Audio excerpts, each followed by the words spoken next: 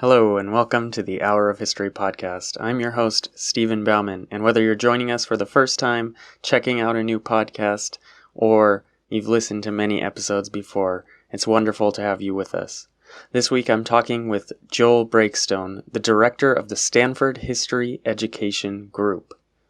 We chat about history, teaching history, how we can reach students in a variety of the liberal arts subjects, and some of the best new methods in the digital age. I know when I was a teacher, the Stanford History Education Group and the curricula it created were of enormous importance to me, and I'm sure you're going to want to check out some of the materials that Joel has linked to through the website, hourofhistory.com. So after you've enjoyed this episode, be sure to head over to hourofhistory.com for links to great content. If you're new to the podcast, be sure to check out our episode list. A lot of great conversations in the past couple of years that I've had with expert academics, as well as some of the top educators and creative minds of our world. Thanks so much for listening to Hour of History. On this podcast, it's our world, anytime, any place. Enjoy. You're listening to the Hour of History podcast. Our world. Anytime, any place. For show notes, links, and more, be sure to visit our website at www.hourofhistory.com. And for all the book recommendations made during the podcast, head over to hourofhistory.com/recs. That's hourofhistory.com/RECS. Without further delay, your Hour of History starts right now.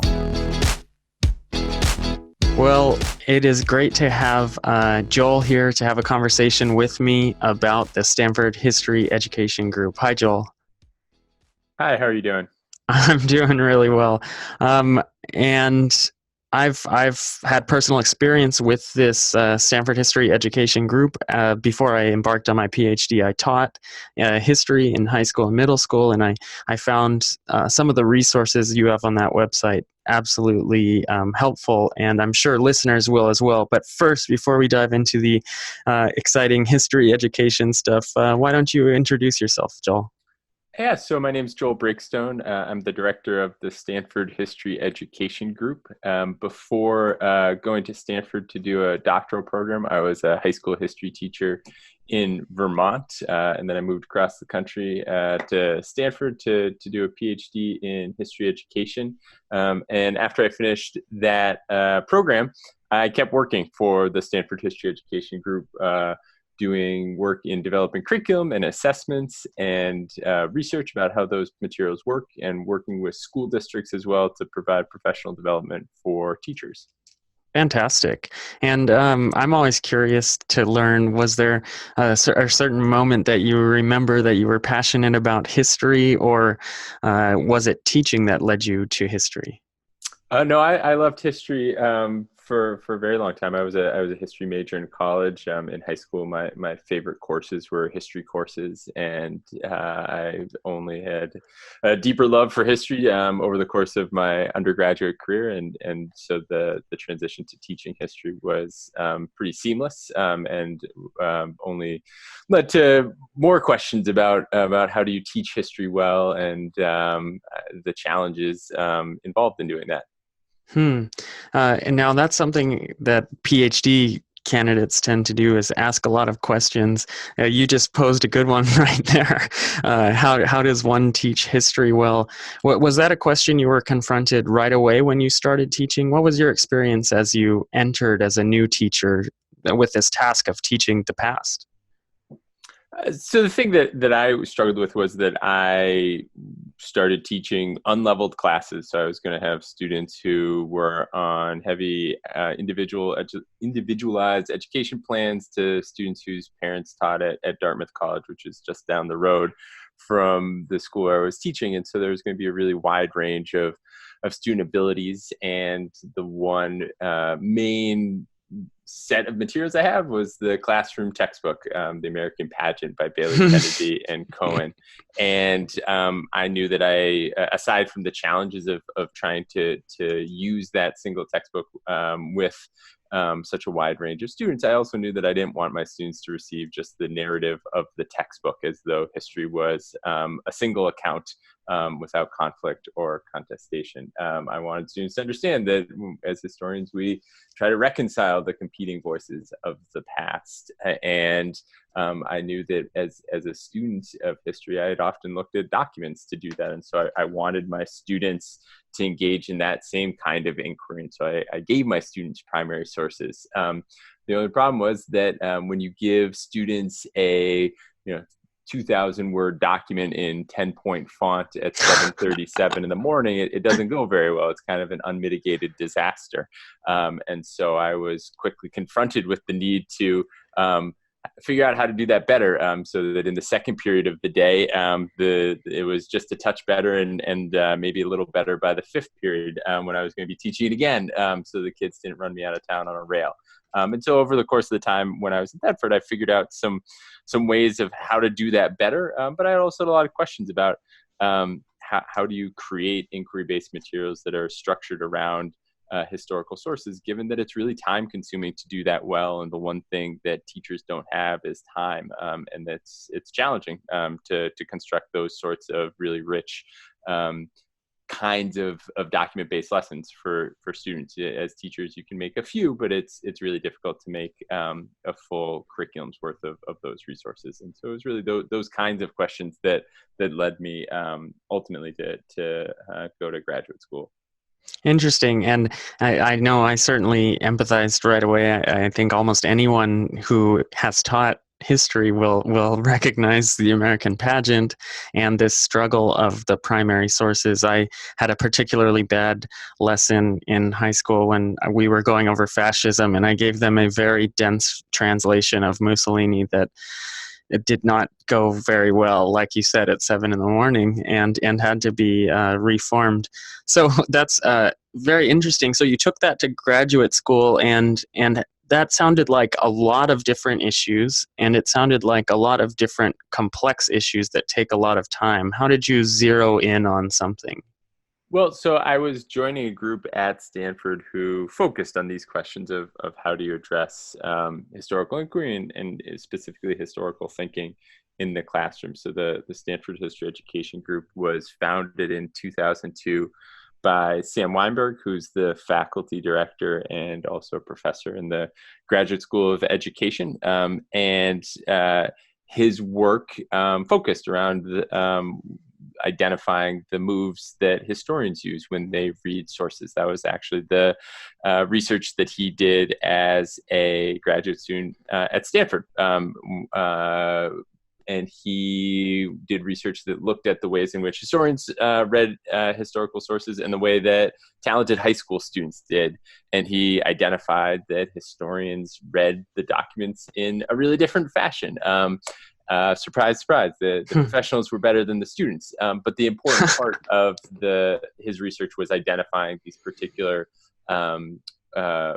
moves that the historians engaged in, that they cared deeply about the source information. They wanted to know who wrote the document, when and why, and for what purpose, and that they corroborated across multiple sources and looked for points of agreement and also disagreement and what voices were missing. And then also that they placed documents into historical context and understood the way in which the historical context shaped the content of the document. And so the Stanford History Education Group has been working to create materials that can help teachers engage students in that kind of authentic disciplinary literacy of being able to source documents and to corroborate across multiple sources. And so I was not starting from scratch, but rather joining in work that had been going on for some time. And so I certainly took part in continuing to expand a curriculum that we've made online, which is called or put online for free, called the Reading Like a Historian curriculum, and also worked to develop new short assessments that focused on gauging how well students can engage in those skills of historical thinking. And so when you started this, how did you find out about the program? Was it something that you were exposed to as a teacher? Because I find it interesting that it seems like there's resources scattered about the country. Some come from universities, some come from private companies, and there's some really good stuff. But there's no central sort of repository of education resources. How did you come across this?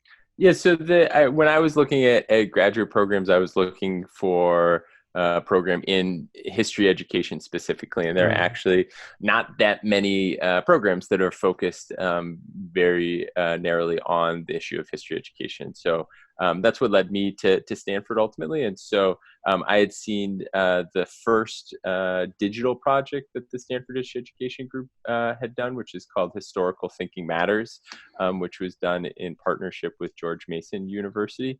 And it was a series of lessons focused on these same skills, but also provided a whole host of other materials as well, including videos of historians thinking out loud as they read documents, and then students thinking out loud as they read the documents, to really try to give students and teachers a sense of what are the ways that historians engage in this kind of analysis of documents. When I arrived, the Reading Like a Historian curriculum was just being launched in 2009, and it was based on a study that Sam had done in collaboration with one of his graduate students, Abby Reisman, who is now an assistant professor at the University of Pennsylvania. And it was conducted in San Francisco Unified School District. And it asked the question of what's the effect of implementing this kind of document-based history curriculum in an urban setting. And so students across several high schools in San Francisco Unified received the curriculum that was focused around historical inquiry and document-based lessons, and were given pre and post tests that focused both on historical thinking but also on historical content. So multiple choice questions drawn from the California standardized history test, and also a standard reading measure. And the results of the study showed that the students in the Reading Like a Historian classrooms outperformed their peers on all those measures. And so that led us to put the Reading Like a Historian curriculum online for the first time. So that was back in 2009, and it was a set of just about 75 U.S. history lessons, and in the intervening decade, we've expanded it to include world history, and now we have more than 160 lessons up there. So we're still working at adding to it. Yeah, and that's just an extraordinary resource. I understand looking through these and sort of, it's just such a godsend when you need a way to communicate and get at some of these issues. One thing I really appreciate about what you just said, though, is the sort of the thought behind it and testing it and using these sort of programs in urban settings. I think it's very frustrating a lot of times, reading education literature and studies that are done. Often they're conducted in a small Quaker school with 5 to 10 students or something like that, rather than sort of a bigger kind of study. How has that sort of affected the aims of the Stanford History Education Group? Who is this for? We're trying to create materials that can be widely used. Mm-hmm. Our hope has been that they can be used in classrooms where students aren't necessarily reading at grade level. So we provide a variety of instructional scaffolds to help students with the challenges of reading historical documents. So of having word banks and having excerpts of documents, and providing head notes that introduce the document and source information so they can know where it's coming from. And then also guiding questions that point students to relevant parts of the text, because we want it to be accessible to students who may not otherwise be able to engage with that kind of text. We also want it to be for students who are more advanced and who are able to engage in some higher level reading and analysis. Our hope is they could be useful for that whole range of students, and that ultimately that we want teachers to be able to adapt the resources to meet the needs of their particular students. And so we always offer the unexcerpted version of documents so that teachers can excerpt them differently if they want, and or give their students more of a challenge than the document as we presented it. Fantastic. And I have a particularly nice memory of this. It might have been a relatively early lesson, but or in the world history series of the Korean War, where there was, a textbook sort of account of what happened from a North Korean textbook and a textbook account from a South Korean textbook.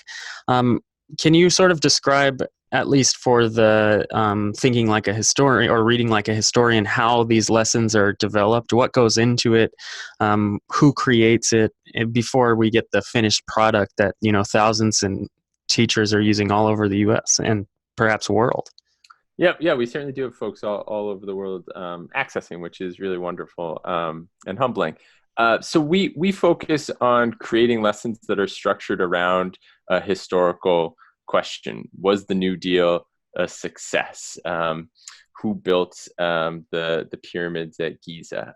And then coming up with a set of documents that ask students to read the documents and answer that historical question. And we don't want there to be a single answer. We want it to be contested, that we want students to be able to construct different answers depending on the way in which they analyze those documents. And so usually we start with a topic that we're hoping to address, and then we try to get smart on that topic. So of doing some background reading and figuring out what are historical questions that are associated with that particular episode or time period, and then begin to figure out what kind of question we might like to ask. And there's a really close relationship between the question that we ask and then the kind of documents that we seek out. So for instance, if we're asking about what happened on the Lexington Green, we are going to look for different documents than if we were seeking or trying to write a question about what caused the American Revolution. We need documents that sort of addressed a broader context than what happened on one particular morning in April. And so that we then have to go out and see what we can find and see what kind of documents are out there to answer the question we've come up with. And almost invariably, we have to adjust the question based on the documents that are available, and figure out what's a set of documents that can work together and provide a variety of perspectives, and also ideally a variety of sources, so that it's not all the same kind of source. That we want students to have to look at written accounts and surveys and images and think through the strengths and weaknesses of those different kinds of sources as well. And once we have a question and at least a draft of the documents, we begin to excerpt those documents and figure out what are the head notes and the source notes that we're going to use with them, and then what are the other kinds of instructional scaffolds that we'll provide. So what kind of guiding questions will be there? What kind of graphic organizers might there be for students to collect evidence as they are reading the different documents? And then once one of that we primarily, our staff is the primary writers of these lessons. One of us has created a lesson. We then share it with somebody else and go through several rounds of editing, and then send it out to have somebody pilot it and give us feedback about how it worked or how it didn't, and how we can revise it. And we really see the curriculum as being a living, breathing document that we very frequently get feedback on the materials, and we keep on changing them and hopefully improving them and tweaking them and sharpening them over time. So that's a very sort of brief summary of the process. And hopefully for the non-teachers, this will help you to gain a little, appreciation of, this is sort of the process that every teacher kind of has to go through. But like you mentioned, there's not a whole lot of time for it when most of your day is dedicated to teaching. Ideally, and I know this to be true of most teachers that I met, they want to create these lessons and they have a lot of questions, but it takes time, like you said, to look through the sources to get the sort of methods. Now, you mentioned we and your staff a lot. Can you describe a little bit about who's working on it? Where are you drawing the sort of expertise from for people? Because it takes a lot to find these documents and ask these questions. So who are these people? Yeah, so we a lot of us are former teachers. and the original curriculum was had many sources. So the authors were folks who were part of the Stanford History Education Group. So that goes back to work that Sam has been doing for several decades, and his early colleagues like Chauncey Montesano, who's now at the University of Michigan, and Daisy Martin, who's at UC Santa Cruz, and Abby Reisman and Brad Fogo put together that first set of materials, and they were all doctoral students and former history teachers who were working in the Stanford History Education Group. We're now a staff of 4 full-time, staff of 4 who work on these projects full-time, and then have some doctoral students who are working on it as well. With a lot of teaching background, but also with the history background, and now also the background of educational researchers, and having a sense of what works and what doesn't in the context of classrooms. We also have folks who sometimes help us out with materials. We have teachers who create lessons and submit them to us. So there are a whole host of sources for these resources. And I saw it, and you can see on the website, it seems there's offers for people who want to pilot these new curricula. So you're also getting help from people, I guess you could say, in the field. I'm currently teaching. Without a doubt, yeah, we are very dependent on teachers being willing to try out the resources that we're creating and giving us feedback. And then also for the ones that we're not piloting, of teachers who write in and say, I tried to use this lesson, and my students really struggled with this document. I was wondering why you decided to use that excerpt instead of this other excerpt. And, we'll change the lessons. That happens pretty frequently. So it is a ever-evolving set of lessons. Now, you mentioned earlier in the conversation that this lessons, reading like a historian was kind of like one of the original things, maybe one of the bases for the Stanford History Education Group. But you also mentioned that you're doing things with assessment. That's a different sort of piece of education. What is the group working with in assessment? Yeah, so starting in 2009, when we released the Reading Like a Historian curriculum, we got a lot of emails from teachers. The most common email was, when are you going to create a world history curriculum? And we've worked to address that. But the second most common email that we received was the question of, where are the assessments? If I'm going to try to build my students' ability to source documents and place them in context and corroborate across multiple sources, how can I know how well they're doing at building those skills? Most of the existing assessments fall into 2 big categories, and those are multiple choice questions and document-based questions, the lengthy essays that appear in the AP, US, and World, and European history exams, where students are given a set of sources and asked to write a essay in response. And we were really struck by the gap between multiple choice questions and DBQs, that they really exist at opposite ends of a continuum of complexity, and that we really thought that there was need for some shorter assessments that really targeted historical thinking skills specifically. And so we set out to develop short tasks that sought to assess those skills, that asked students to look at 1 or 2 documents and then gave them targeted questions that really focused on those skills, and gave teachers some immediate feedback about what their students can and can't do in terms of that kind of reasoning. The website was called Beyond the Bubble when we put it online, I think 8 years ago now. And there are a whole host of these short tasks with sample student responses and rubrics that go along with them. And then we also did research about how well they worked, and we found that the short assessments we had created were better measures of students' historical thinking than multiple choice questions were, and that they revealed more about the way in which students engaged in analysis of documents. But it seems like the multiple choice, because of the way it kind of fits standardization, they don't seem to be going anywhere anytime soon. Is that consistent with what you found?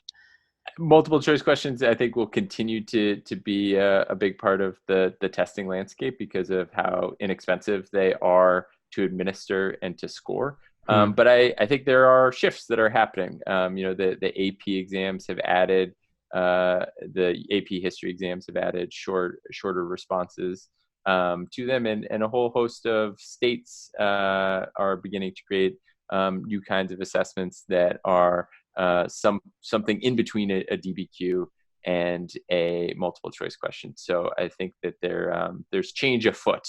That's not to say that multiple choice questions are going to disappear. They serve a purpose when you're trying to do large scale testing. But I also think that we're seeing some shifts in the way that people think about assessment in history. Yeah, hopefully that's a good thing. One thing I noticed is that when a test is taken away, or if there's a big shift, like I was a teacher in New York State, and there were some significant shifts with the history test because there were a lot of issues with it, obviously, like any standardized test. But it seems when the test disappears, or the correlating test, that the class tends to disappear. You already mentioned that there aren't too many history-specific education PhD programs that help create someone like you who has sort of an expertise in the classroom as well as bringing materials to the classroom. Is that a trend that you've seen? Our history classroom sort of disappearing, and is the Stanford History Education Group sort of an answer to that in any way? I don't think they're disappearing. I think that to be clear, that although there are fewer history education PhD programs, there are a lot of social studies education PhDs out there, and so I think Stanford stands out in terms of the focus on history specifically. And it was more so a decade ago than today, but still, there are more social studies, which is sort of the whole realm of the kinds of courses that teachers, social studies teachers might teach in secondary classrooms. I think that the concern that you raise of what happens when testing goes away is one that people struggle with. That what is tested gets taught. And so many people get nervous about the possibility of doing away with history standardized tests at the state level because they believe there'll be less emphasis on instruction. I think that's there's I understand where folks are coming from in that regard. I have not seen evidence that history is disappearing. There continues to be state mandates for history to be taught, but there's ongoing questions about the way in which history is de-emphasized in the face of more interest in STEM and science, technology, engineering, and math, and the questions of what to what end are we teaching students history. I think there's concern there. That's certainly a real concern in post-secondary areas. You see the enormous decline in the number of students in college history classes. So that's a very real concern. Yeah, and it's something certainly that I think you get on both sides in the academy and in schools leading up to it. Can you talk a little bit about maybe the interactions? Now, you mentioned the foundation of this organization, Stanford History Education Group, goes back to sort of, it started in the academy with academic studies, but in the sort of in education rather than history. What is the sort of relationship between historians from the university level and this project? I think that that from the beginning, historians have been intimately involved in the work, right? That Sam's original research was with historians, and so although the work was done out of a graduate school of education, it has been very much connected to the work of historians, and we have continued to have close relationships with historians in terms of the work we've done and the places that we write. We wrote an article recently about the way in which our short assessments were used in college history classrooms, and have often presented at the AHA and with the OAH. We continue to seek out ways to keep those connections strong, both because we think it's incredibly important for our work, and we also hope that we have some ideas that can be of use for folks in college classrooms. That's fantastic, and hopefully that might help students want to major a little more in history. But you did mention another sort of issue that might detract is the sort of focus on STEM. There's been a lot of focus on STEM, not necessarily to the detriment of history. I mean, I know a lot of students engaging with history at a deeper level because of technology and interacting with certain types of technology, from video games to 3D recreations on Google. How has the Stanford group changed with technology over time, and is there any more changes coming in the future? So, I mean, this is not related to history education, but we have, as a group, have spent the last several years doing work that's focused around how young people evaluate online information as an offshoot of the work in history education. So we have sought out ways to create short assessments and now lessons that focus on assessing students' ability to evaluate online content. That we believe that those skills of sourcing and contextualization are important, but it turns out that talking about them in the context of a history classroom is not sufficient to equip students to effectively evaluate all of the content that streams across their digital devices. And so is that a part of, you said it's kind of separate from history. I'm kind of interested in that. Where does the history sort of stop and content and news and digital information begin? Well, I think it depends on the particular context. I think that these questions implicate history deeply. That if you want to do research, if you want students to do research about a historical topic, in the past, they would go to the library and they would get books out. And those books would have gone through some sort of editing process, and publishers would have decided whether or not they were worthy of publication. Now, there is no need to have a license to be a historian online, and so students encounter all kinds of information, much of it deeply problematic, if not outright false. And so if we want students to be well equipped to navigate that kind of content, we need to equip them with some skills to evaluate those sources and decide what are trustworthy sources of information when they go online. And is there a way that students could sort of get around this? I know one issue that's happened with going online is the student just reads the first hit that comes up, and that's a successful answer. How does the program that the education group has created sort of prevent that from happening? So the research that we've done in terms of online reasoning is focused on looking at the way in which professional fact checkers evaluate information online. And what we found was that the first thing that fact checkers did in many cases was to leave an unfamiliar site when they landed on it. So instead of reading deeply on that single site, they opened up a new tab to find out additional information about who is behind information and what their motivations might have been in creating that information. Something that we call lateral reading. That the fact checkers were reading laterally across the multiple tabs that they had open in their browser and finding out additional information. So one of the things that we teach students to do is to engage in lateral reading. The other thing we saw was really talented Stanford students would do exactly what you described. That they would click on one of the first results. In contrast, we saw the fact checkers engage in what we refer to as click restraint, that they would spend an extra 15 or 30 seconds going down the search result page and looking at the snippets that accompany each search result, or looking at the URLs of where the information is coming from, or the titles, to get a little better sense of each source and whether or not it'd be helpful and trustworthy for answering the question at hand. So those are the kinds of skills that we are seeking to teach to students. So not to make them into professional fact checkers, but to begin to allow them to be more effective and discerning trustworthy information online.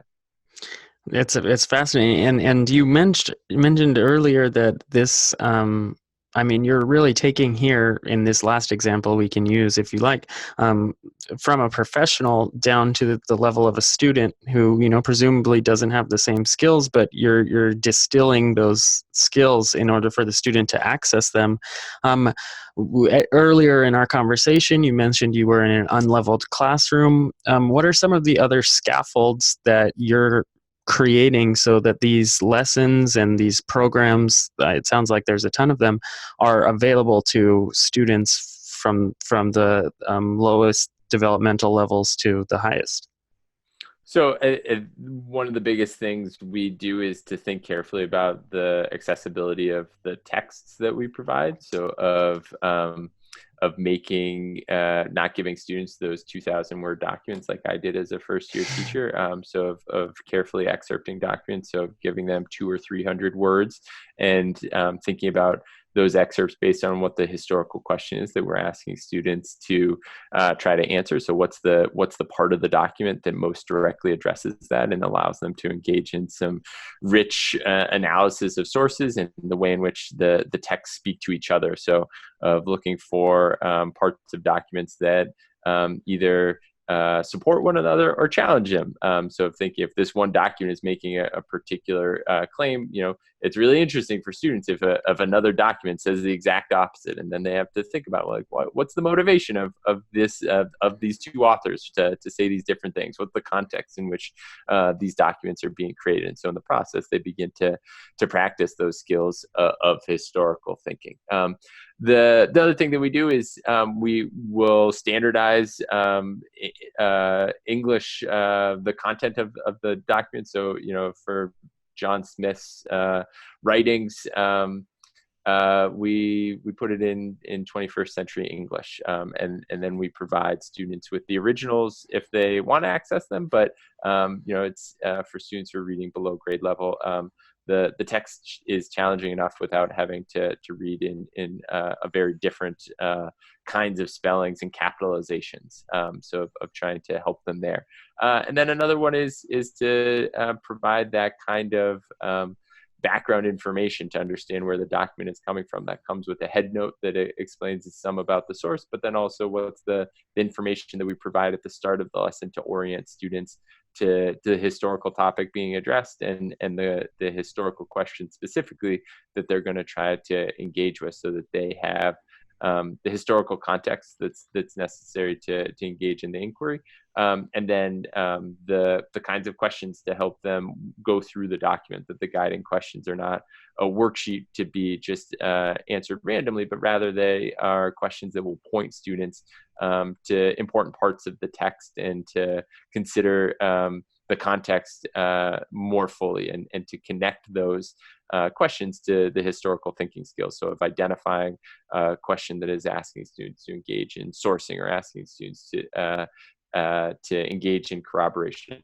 and saying question 4, corroboration. So students know when they're doing that, so they can begin to identify what these skills actually look like in practice. Yeah, and that's really useful, especially to teachers who are starting out, who are kind of thrown, all this language is thrown at them like scaffolding. Well, what the heck am I supposed to do with that? But these lessons sort of build that out for you and kind of show how some of the steps that you can take in order to do that.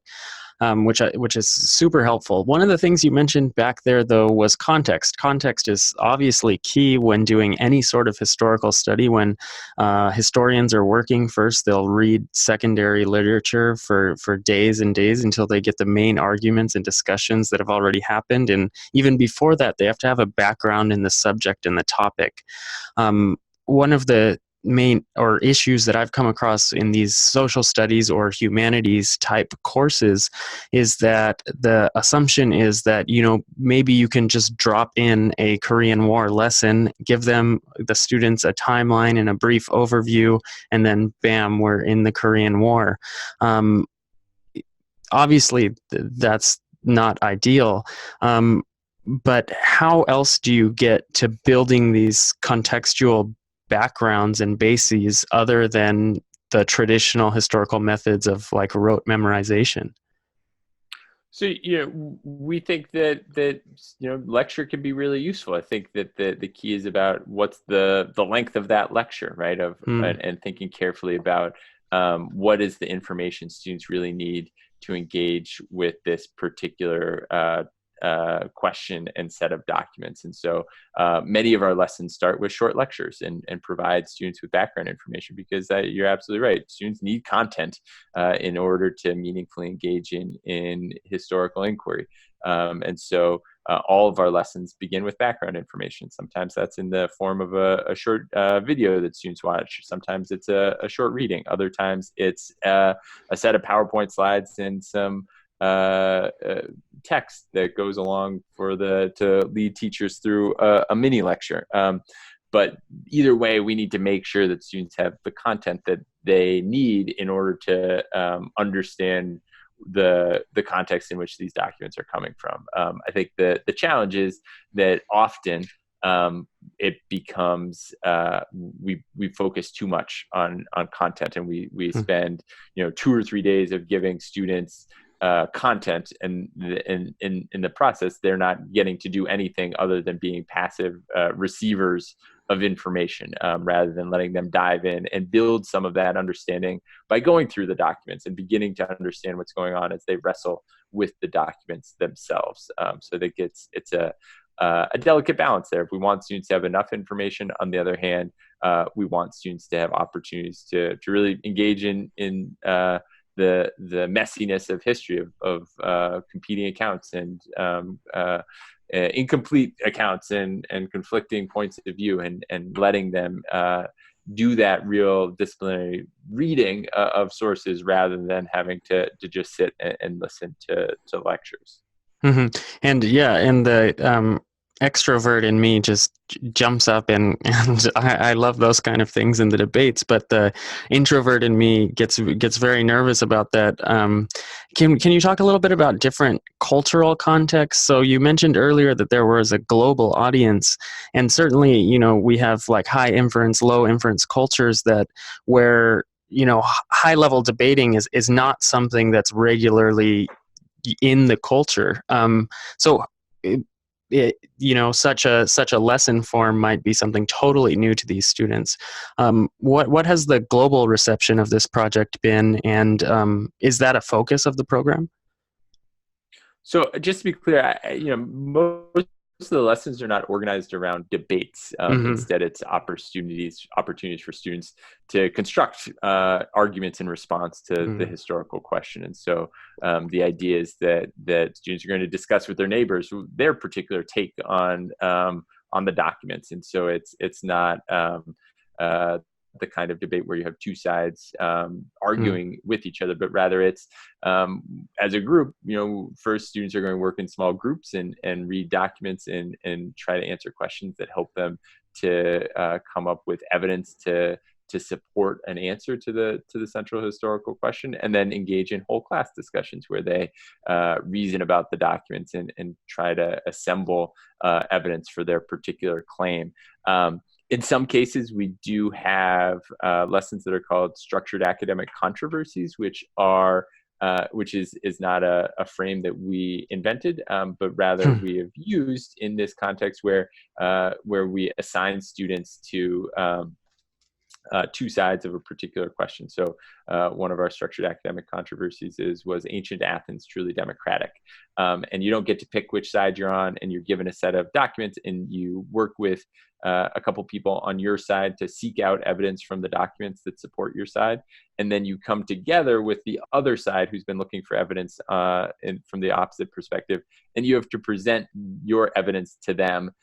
And they don't get to argue with you. They have to, in fact, repeat it back to you to your satisfaction. And then the roles are reversed, and the other side presents their evidence, and the other side repeats it back. And then the group drop their sides and tries to come to some sort of consensus about what they can agree on about that particular topic. So that we really don't want to emphasize sort of no holds barred debates, because so often in those kinds of debates, students stop listening to each other and they talk past one another because they're so focused on winning the debate rather than engaging in real reasoned discussion about the evidence at hand. So that's one piece. We've had really positive feedback from teachers in other countries.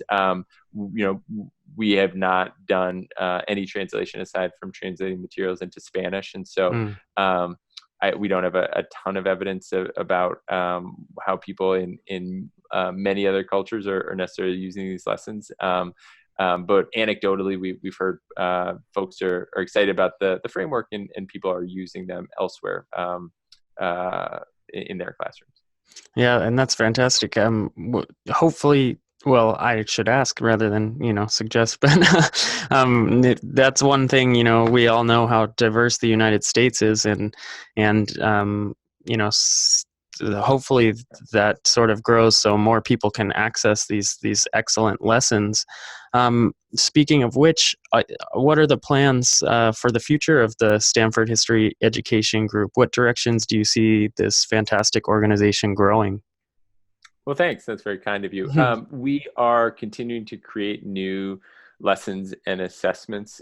We have generous support from the Library of Congress's Teaching with Primary Sources program to continue to create new curriculum materials. And so we will continue to be releasing more lessons and assessments that incorporate materials from the library's unparalleled archives in the coming years. We also are continuing our work in the realm of online reasoning, and later this fall we'll be releasing a set of 30 lessons that are focused on helping students to develop some of those same skills of evaluation that we see professional fact checkers use when they are going online. Wow, that sounds great. And it sounds like there's a lot of material out there that students can get their hands on, and certainly from Library of Congress, which has been part of some excellent programs and has tons of primary sources. In fact, just talking to guests in the past of who have written entire books based on documents that were there, but no one had really cataloged. I think that's very exciting. Now, as we draw closer to the sort of end of the hour of history, we get to the point of suggestions. And certainly on the Stanford History Education Group, there's tons of resources and materials and links and lessons and assessments and things like that. But outside of this project, what do you think you could suggest to our listeners? We, too, on Hour of History have listeners all over the globe, teachers, historians, and just people who are interested. So one of my favorite websites to go to locate new materials is actually one of the library's sites, which is chroniclingamerica.loc.gov, which is an incredible set of digitized newspapers. So as somebody who spent countless hours in carrels and libraries looking at microfilm and microfiche, the Chronicling America is just an incredible resource to be able to get fully digitized newspapers from hundreds of newspapers from all across the United States for going back a couple of centuries. And all of it is fully searchable by keyword and by location and by time. And you not only get the single article that pops up, you get the full page of the newspaper where the article appeared. So it's just a really incredibly rich resource for being able to find sources and get the broader context in which those sources first appeared. So if you haven't checked out Chronicling America before, I would definitely recommend it. Yeah, that's a fantastic one. And that's one that's been put to use for projects. I know they used Chronicling America to help build the Americans exhibit at the United States Holocaust Memorial Museum, where they had students look up newspaper articles in that time period when the Holocaust was happening to see what America's reaction was from each geographic location. So, there are endless permutations of possibilities that you can do with that. And yes, much more pleasant than microfilm. My suggestion is going to be the Columbia University. So we'll go to the other coast, another university that does a lot of excellent things with education. Their Asia for Educators program. Not only does it have good primary sources and some, sort of expert analyses of those primary sources from Asia, topics in history that people with an American history background might not be so familiar with, but they also have online professional development programs and online book clubs. So if you're thinking about including a new Asia book in your social studies curriculum and you want to read it with other teachers first, it's a program that they offer that you can certainly join, and one that I've done and found very valuable in my classroom.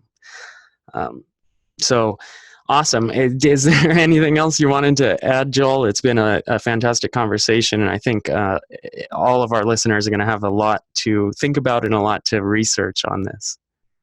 No, I don't think so. Thank you so much for the invitation. I've really enjoyed the conversation. Yeah, thank you.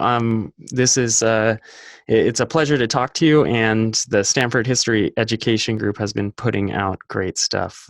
Thanks so much for joining us on Hour of History. It's our world, anytime, any place. So long. Thanks again for listening. Don't forget to check out our recommendations page at hourofhistory.com/recs. That's hourofhistory.com/RECS.